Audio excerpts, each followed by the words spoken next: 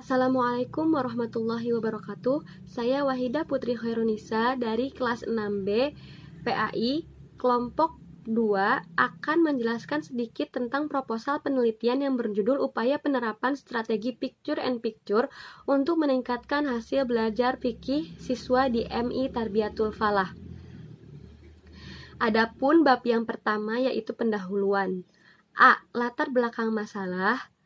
B. Rumusan masalah. Berdasarkan latar belakang dapat merumuskan masalah sebagai berikut. Yang pertama, bagaimanakah aktivitas guru dalam pembelajaran fikih dengan menerapkan model picture and picture pada siswa kelas 2 di MI Tarbiyatul Falah? Yang kedua, bagaimanakah aktivitas siswa dalam pembelajaran fikih dengan menerapkan model picture and picture pada siswa kelas 2 di MI Tarbiyatul Falah? Dan yang ketiga, bagaimana hasil siswa dalam pembelajaran fikih dengan menerapkan model picture and picture pada siswa kelas 2 di MI Tarbiyatul Falah?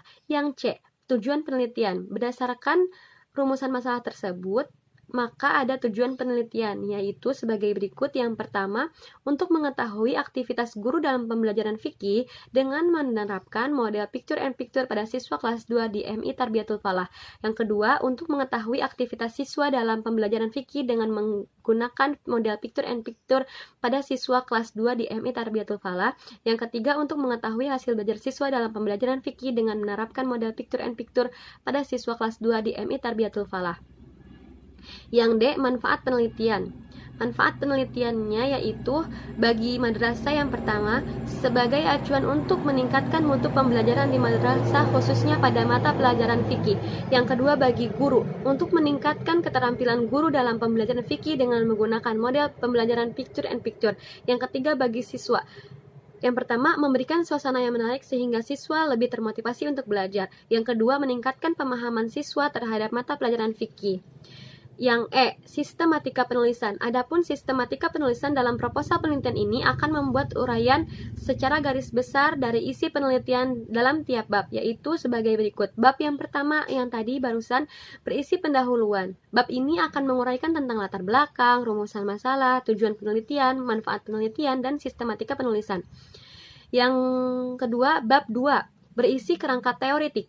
Bab ini akan menguraikan tentang kajian teori, hasil penelitian relevan, kerangka berpikir, hipotesis, tindakan.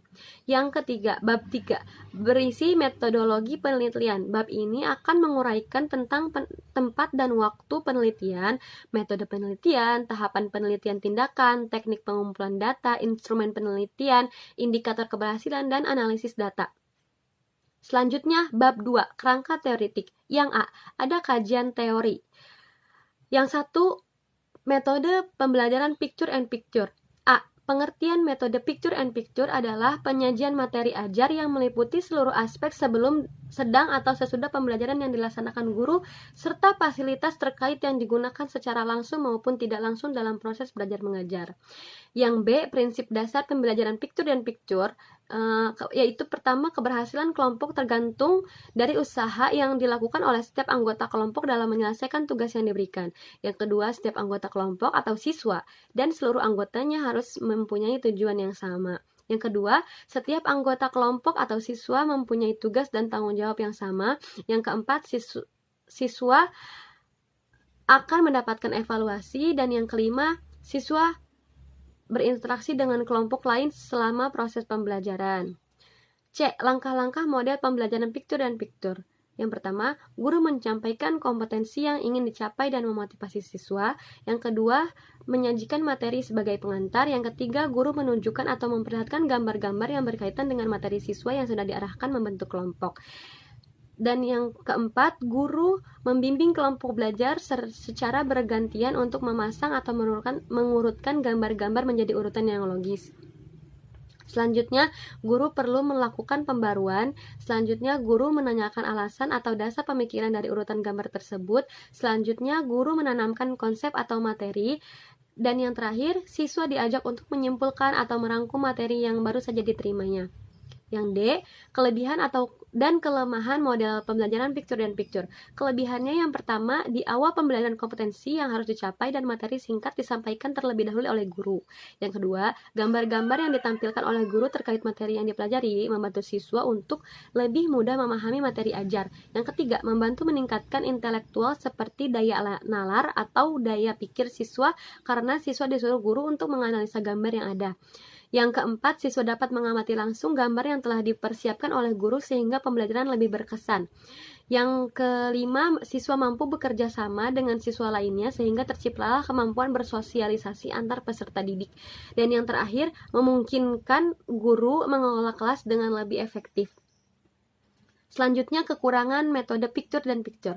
Yang pertama, waktunya yang digunakan terlalu lama. Yang kedua, beberapa peserta didik menjadi pasif. Yang ketiga, terjadinya kekacauan di kelas. Yang keempat, beberapa peserta didik terkadang tidak senang jika disuruh bekerja sama dengan yang lain. Dan yang terakhir, tidak dapat diterapkan pada semua materi pembelajaran. Selanjutnya yang C, kerangka berpikir. Keadaan awal, siswa bosan dan malas belajar. Yang kedua, menggunakan metode ceramah. Dan yang ketiga, siswa tidak terlibat aktif dalam pembelajaran. Yang keempat, hasil belajar yang rendah. Yang kelima, motivasi belajar rendah. Lalu, penelitian relevannya, yang pertama, meningkatkan motivasi belajar dengan menggunakan metode picture dan picture. Yang kedua, meningkatkan hasil belajar siswa dengan menggunakan metode picture dan picture.